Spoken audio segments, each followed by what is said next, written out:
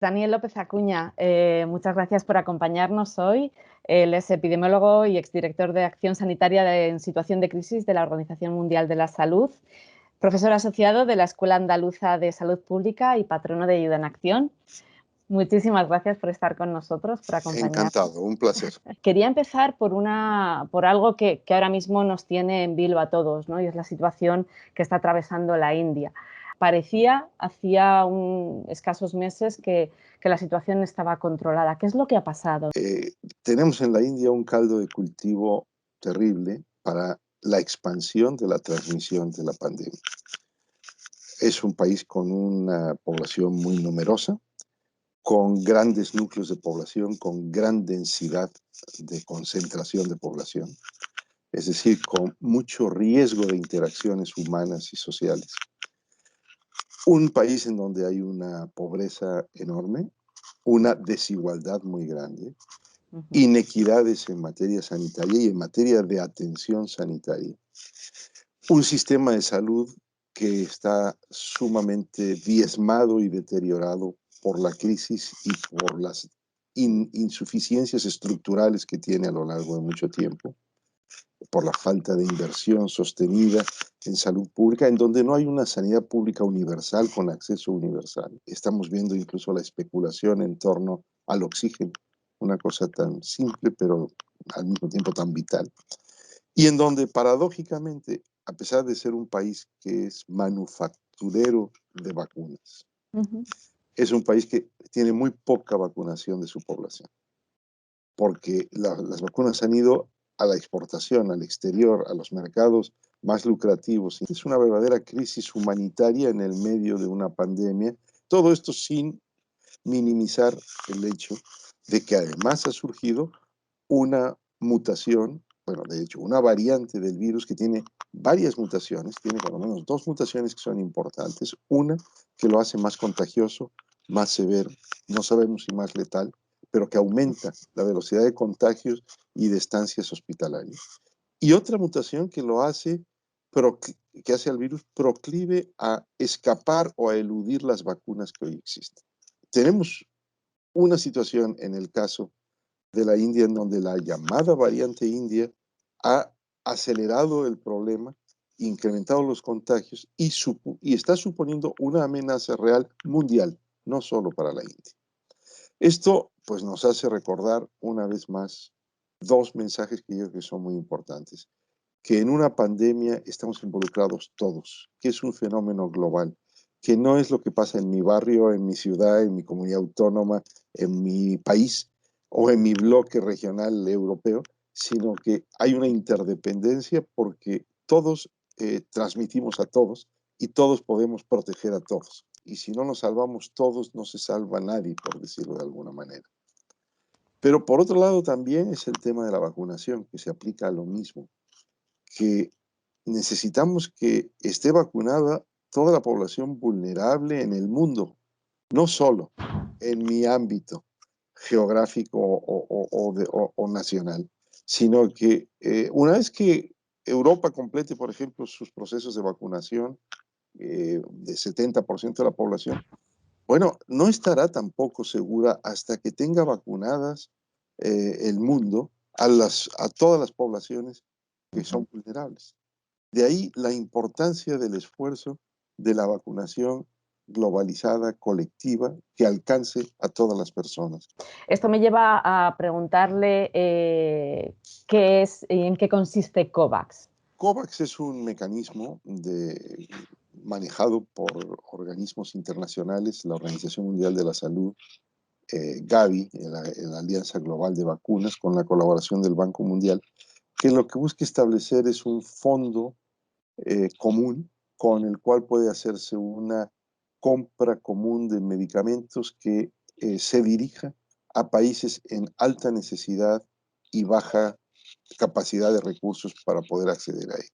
Un fondo que permite establecer elementos de solidaridad para la adquisición de las vacunas para los países en más necesidad. Hemos tenido un fenómeno en donde lo primero ha sido ir a protegernos hacia a nosotros mismos, pero no solo protegiéndonos con un carácter sanitario, sino con una estrategia comercial, con una estrategia de blindar la producción para que primero se suministre a la totalidad de los países que producen las vacunas y no necesariamente a la totalidad de la población mundial que necesita la vacuna por ser más susceptible.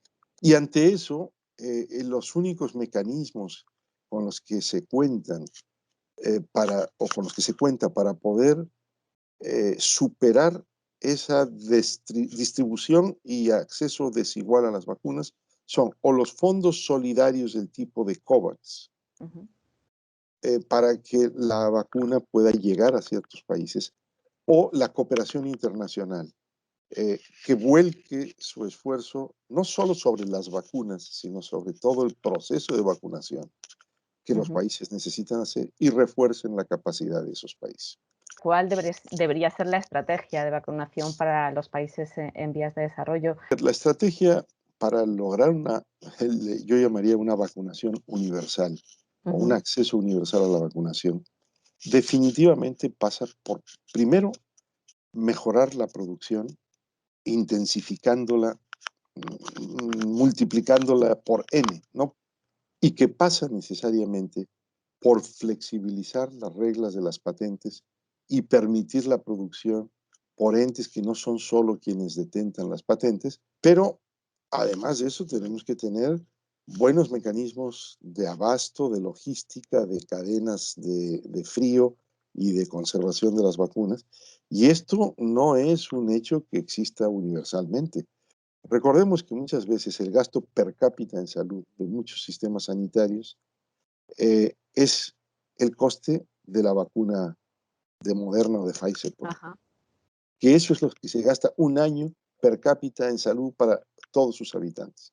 Entonces, bueno, esto quiere decir que sus sistemas sanitarios, pues muchos de ellos tienen que verse en el dilema de o compro vacuna o doy atención general a lo largo del año a toda la población. Es ahí en donde la cooperación tiene que complementar una capacidad nacional. En estos momentos, la cooperación internacional para apoyar la estrategia de vacunación como elemento de contención de la pandemia pasa no únicamente por tener viales con dosis de vacunas, por hacer llegar la vacuna, sino por reforzar la capacidad para poder llevar a cabo la vacunación, tanto en infraestructura de salud pública como de atención sanitaria, mucho de ello de atención primaria. Y que además también hay que reforzar algo que se olvida mucho, que es la capacidad de tener servicios de salud pública y vigilancia epidemiológica que nos permitan hacer la contención sanitaria de una pandemia como esta. Las capacidades que están contempladas en el Reglamento Sanitario Internacional como capacidades básicas de los países y que el 65% de los países no cumplen con ellas porque no tienen los recursos ni han tenido el desarrollo institucional para poderlo hacer. Me gustaría hablar de las otras enfermedades que parece bueno, que han aflorado otra vez en nuestra sociedad, en nuestras sociedades, en diferentes países, por culpa de la COVID, ¿no? Una de ellas era el sarampión, ¿no? Que parece que sí que es cierto que desde 2019 la Organización Mundial de la Salud ya avisaba de que parecía que empezaba a haber nuevos brotes y brotes bastante importantes, pero la COVID parece que los ha impulsado. Y no solo hablamos del sarampión, seguramente de otras muchas enfermedades. ¿Cómo ha impactado en este tipo de enfermedades y en los calendarios de vacunación, que seguramente será un problema a medio y a largo plazo en las enfermedades de este tipo? Bueno, la realidad es que la pandemia y los casos de COVID-19 y la saturación de la infraestructura sanitaria y de la atención sanitaria, por decirlo de una manera simple, desplaza otras patologías que no son adecuadamente atendidas ni atendidas a tiempo.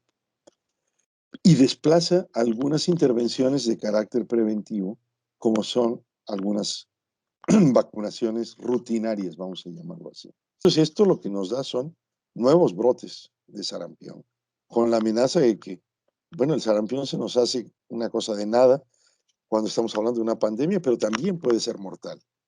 y puede ser un serio problema para la infancia. Y tenemos que recuperar esos niveles de vacunación. Pues para las vacunas clásicas, lamentablemente se está estancando la vacunación en, en las poblaciones más marginadas de la infancia en el mundo, pero también en las poblaciones marginadas dentro de los países más desarrollados, que corresponden a minorías étnicas o a grupos marginados de población socioeconómicamente, en donde también estamos viendo este efecto. Es decir, la pobreza y la inequidad dentro de España, dentro de los países europeos, además de lo que ocurre en el mundo en desarrollo, nos está generando grandes núcleos de población vulnerable que tenemos que abarcar y que cubrir. Esta crisis ha hecho aflorar la escasa preparación en temas de salud y las grandes debilidades de los países que nos creíamos preparados, ¿no? ¿Cree que esto nos servirá de lección para el futuro? Ojalá. Yo creo que hay muchas cosas que nos deberían de servir como lección, que deberíamos haber aprendido en esta pandemia, pero no sé qué tanto vamos a tener una capacidad de internalización a largo plazo, de memoria de lo que hemos vivido. Una de las cosas que es muy clara es que los países todos tienen que estar preparados para fenómenos pandémicos. Tienen que tener una capacidad no solo de su personal sanitario, sino de planes de contingencia, de reservas estratégicas, de formas de actuación para organizar la respuesta contra las pandemias. Tenemos que estar preparados para una eventual pandemia por otro agente infeccioso. Tendríamos también que aprender que cuando se trata de enfermedades infecciosas de carácter pandémico, no tenemos más remedio que establecer limitaciones al movimiento de personas y establecer regulaciones que a veces sacrifican libertades individuales, pero que lo hacen en aras de una, yo le voy a llamar libertad colectiva de estar sanos y estar vivos. Ujú. O sea que ahora mismo el pensar en si estaríamos preparados para una futura pandemia es prácticamente imposible decirlo, ¿no? Tendremos que salir primero de esta y a ver cómo salimos. Lo primero es que consolidemos la salida de esta y lo segundo es que una vez que lo consolidemos, y en esto estoy hablando no mañana ni pasado mañana, sino quizá en 2 o 3 años que tengamos una situación plenamente estabilizada mundialmente, tendríamos que no olvidarnos, no dejar de invertir, no dejar de cooperar para poder tener mejor preparación pandémica. Como tenemos que tener mejor preparación para situaciones de desastres y catástrofes naturales, para poder responder con una mayor resiliencia, si se quiere, a todos estos fenómenos que nos afectan, que generan crisis y que en lugar de que respondamos reactivamente, deberíamos estar preparados proactivamente para minimizar su impacto. Ujú. Esto pasa, imagino, por una inversión mucho más elevada y mucho más concienzuda en el tema de salud y de desarrollo y ciencia, ¿no? Absolutamente, de una inversión más sostenida y más elevada en salud, en investigación científica, en desarrollo de vacunas, en mecanismos de vigilancia de epizootias, de mecanismos de vigilancia epidemiológica. Eh, pero yo creo que muy particularmente tiene que llevarnos a entender que hay dos cosas fundamentales para poder responder adecuadamente. Una adecuada inversión en acciones y mecanismos y plataformas de salud pública y de vigilancia epidemiológica, de salud poblacional, no únicamente de la atención individual a las personas con la atención sanitaria, y un reforzamiento de la atención primaria en salud. Ujú. ¿En qué hemos fallado? ¿Qué cree que deberíamos haber hecho mejor o hacer mejor para que esta situación no se hubiera vuelto tan dramática? Yo creo que ha habido luces y sombras en cómo nos hemos enfrentado a esta pandemia mundialmente e individualmente por países, pero, pero sí hemos fallado en algunas cosas y deberíamos de tomar nota y deberíamos de aprender. Eh, yo creo que la primera falla evidente es que no había suficiente preparación pandémica. Segundo, que los mecanismos internacionales que tenemos para la seguridad sanitaria mundial necesitan ser perfeccionados y necesitan ser desarrollados más. El Reglamento Sanitario Internacional, las disposiciones. Hemos tenido demasiada acción a su aire de cada país sin una adecuada coordinación ni europea ni mundial. Entonces, en este sentido, eh, la Unión Europea, el Centro de Control de Enfermedades para Europa, la Organización Mundial de la Salud, necesitan perfeccionar sus mecanismos y capacidades, que no los hacen solos, son todos organismos multilaterales, intergubernamentales, que dependen de la voluntad de los gobiernos de modificar sus prácticas, porque son, a final de cuentas, alianzas de países y no entidades separadas de los países. Yo creo que también tenemos que aprender que el mundo está tan globalizado que una enfermedad epidémica puede rápidamente difundirse por el globo entero, por el planeta en su conjunto. Y que esto nos obliga a pensar mejor los mecanismos de restricciones, de movimiento y de viajes y de control de fronteras. Yo creo que seguimos teniendo modelos muy decimonónicos de el control sanitario de viajeros y fronteras. Y no tenemos la velocidad suficiente para interrumpir flujos, vigilar, establecer barreras inteligentes y razonables cuando son necesarias y no establecer barreras cuando no lo son. Y tenemos que aprender mucho como personas para entender que buena parte de los riesgos que se tienen para contagiarse y desarrollar la enfermedad, en este caso, dependen de nuestra conducta, de nuestra actitud, de nuestra congregación con otras personas. Estamos observando en una situación a nivel mundial de movimientos migratorios muy elevados por diferentes causas. ¿Cuál sería, cómo pasaríamos para poder proteger a todas estas personas? Hemos estado insistiendo en la necesidad de tener unas políticas y programas de alcance a los migrantes para que no sean excluidos de los circuitos de la salud pública y de la atención sanitaria.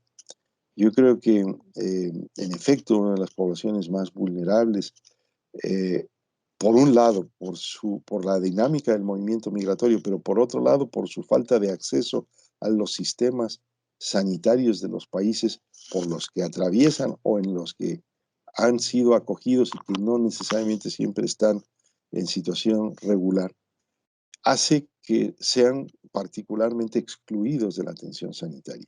Y esto implica, diría yo, incluso la vacunación.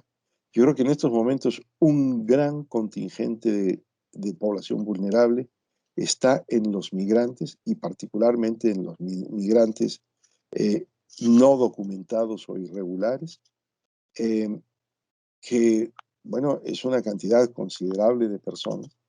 Está en los desplazados internos, que es el fenómeno migratorio dentro de las propias fronteras. Y hoy por hoy tenemos una situación en donde hay cerca de 70 millones de personas en el mundo que son refugiados, que son migrantes internos desplazados por la fuerza, además de los migrantes económicos, que a veces migran regularmente, a veces migran irregularmente. Yo creo que una de las acciones en donde debe concentrarse mucho el quehacer de las ONGs es en la ayuda a mantener la vacunación en núcleos migratorios que no tienen acceso y a donde no llega la vacuna. Y, bueno, digo la vacunación, pero en realidad sí, yo diría la atención sanitaria en donde los sistemas públicos no les ofrecen todavía la atención que requerirían. Comentaba antes que nadie estará a salvo a menos que todos estemos a salvo. ¿Cuándo podremos decir que esta pandemia está empezando a ver su fin? Lamentablemente, no creo que sea en el cortísimo plazo. Yo creo que haremos muchos esfuerzos para vacunar y mantener la situación bajo control en el curso de este año, en el ámbito europeo, en el ámbito de algunos países occidentales, pero cuando uno ve cuál es el escenario de llegada de vacunas y de vacunación en el mundo en desarrollo, creo que lamentablemente tenemos que trazarnos un horizonte de 2 a 3 años para completar la acción que se requiere en todas partes de vacunación, de cobertura de la gente y de abatimiento pleno de la curva. Tenemos que avanzar todo lo que podamos, y en donde podamos tener esa vacunación al final del verano o al final del año, como en Europa, será magnífico, pero nos quedará una tarea mundial todavía muy grande, que de puede años. llevarnos 2 o 3 años. Sí. Ujú. Y para terminar, la población parece que está un poco cansada, ¿no? Hablo de España, pero bueno, yo creo que es una situación, una sensación que es a nivel mundial, ¿no? Llevamos un año en el que es difícil ver la luz, parecía que las vacunas nos iban a dar ese paso por fin a la salud, a la libertad, por fin se iba a acabar la crisis, pero de momento esto se alarga. ¿Qué mensaje de positivismo, un poco de tranquilidad podría ofrecernos? Bueno, sin duda hay una fatiga pandémica muy poderosa. La hay en la ciudadanía, pero la hay en las administraciones públicas y la hay en los medios y la hay digamos, en todos los actores que, que juegan un papel o que han tenido que jugar un papel en el marco de la respuesta a esta pandemia. Es comprensible, pero hay que tener mucho cuidado con que la fatiga pandémica o el hartazgo no nos lleven a una irresponsabilidad. Hay que hacer un verdadero ejercicio de conciencia, de sacrificio y de entender que sí hay luz al final del túnel, especialmente contando con la vacunación, pero que implica un, una conducta responsable, sostenidamente responsable y una conducta solidaria, en donde hay que protegernos, pero también proteger a los demás. Ujú. Pues Daniel López Acuña, muchísimas gracias por habernos Encantado, acompañado y por haber estado con nosotros compartiendo esta charla. con Muchísimas mucho gracias. gusto.